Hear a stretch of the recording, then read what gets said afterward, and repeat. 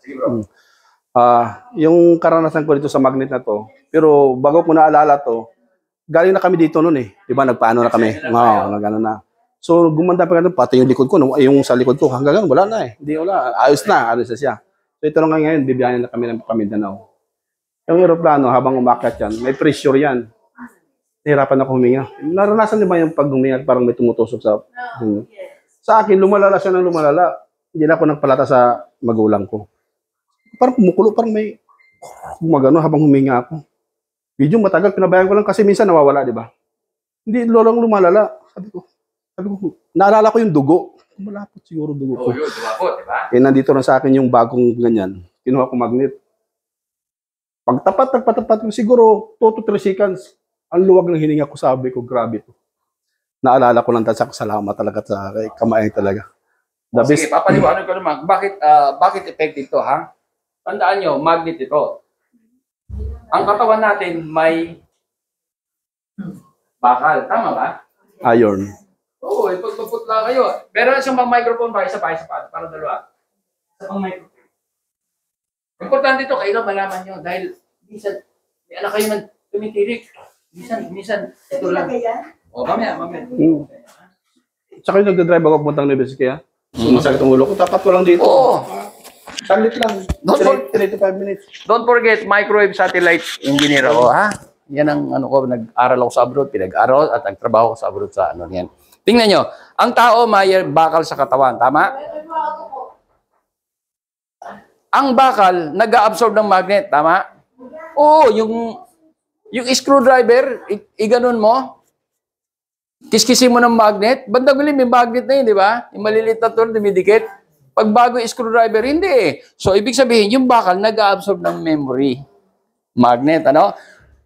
Eh, ito, di ba may bakal tayo, simula na pinanganak tayo, nasa tiyan pa tayo. Eh, nasa mundo tayo na may magnet, di ba? So, nakargahan yung hemoglobin natin. Dahil yung hemoglobin, nandun yung magnet. Ay, nandun yung bakal. O, nakargahan siya. Eh, pare-parehong magnet siya. Halimbawa, north yung mundo. Nalagyan ng north yun. Pag pare-parehong north, ano mangyayari? Maghihiwalay. Tama? Magdidikit pag pareho? O maghiwalay? Maghiwalay. O para hindi kayo malito, babae, lalaki lang yan. Ang babae, lalaki, nagpapakasal. Lalaki, hiwalay. Pareho, same polarity, repel. Reverse, attract, ha? Para hindi kayo malito. Ganon din sa electrical. Katulad ng ginagawa ko ngayon. O tingnan nyo, umunat na yung... Umunat na, di ba? O kanina, nakaganon siya eh. Di ba? Tama? O. Ngayon, ito. Eh, nasa mundo tayo, minamagnet, kinakargahan yung hemoglobin natin, may bakal. Nagkaroon siya ng north. Halimbawa kung north, ano? Eh, pare-parehong north, di naghiwa-hiwalay siya.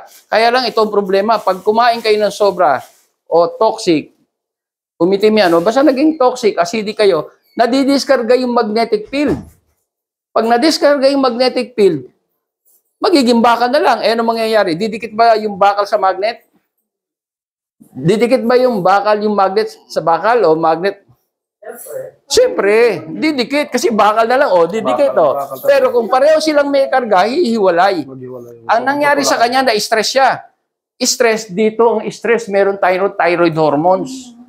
Dahil tumataas yun, nai-stress yung katawan niya. O, babagsak yung thyroid hormones. Yung thyroid hormones, at saka yung sinasabi kasi yung pagkain prutas at gulay, yan ang nagpapaganda ng katawan natin para mag-iwalay. Para yung katawan natin. Eh, na-stress, thyroid bumagsak. Yung iba dyan, madidiskarga. Lalapot ngayon yung dugo. Eh, binapump yan. Binapump. Naapektuhan siya. Oh, eh nung nilagay niya ito, dahil north yung ibang nakarga, iba na diskarga, kinakargahan ngayon. 2 seconds, 3 seconds siguro. Ilang seconds kasi ang... nakuha nyo? Ganon na nangyari. Yun ang sikreto noon. Kaya ito, masakit ang ulo, may stress. Merong nagbubuo-buong dugo. Lagay nyo. Di ba? Ilalagay na eh. Yung ganun panglaban ko noon, nung bibiyaya ko ng Nueves. May masakit sa balik ko. 7 na oras kaya yun. Yun lang yung laban ko. Tagahawak eh. Hawakan mo muna. Anong dahilan bakit hindi tumatagal sa drive? Kasi sa drive mo, isang posisyon ka, may stress ka. Lumalapat ang dugo. Aantukin ka. Ilalagay mo rito. Sasakit ang ulo mo, whatever. Kaya ito, malaking tulong ito. Huwag niyong baliwalan. Ito, pinaghirapan ko ito. Ha? Malalim ang yan. Kaya lang, pinaliwanag ko, kaya naman ang isip nyo, di ba? Di ba? The same magnet, repel, reverse. Same repel, reverse attack. Attract, di ba? Eh kung bakal, saka magnet, attract. O, yun, ha? Ganun lang kasimple, ha? O, yun.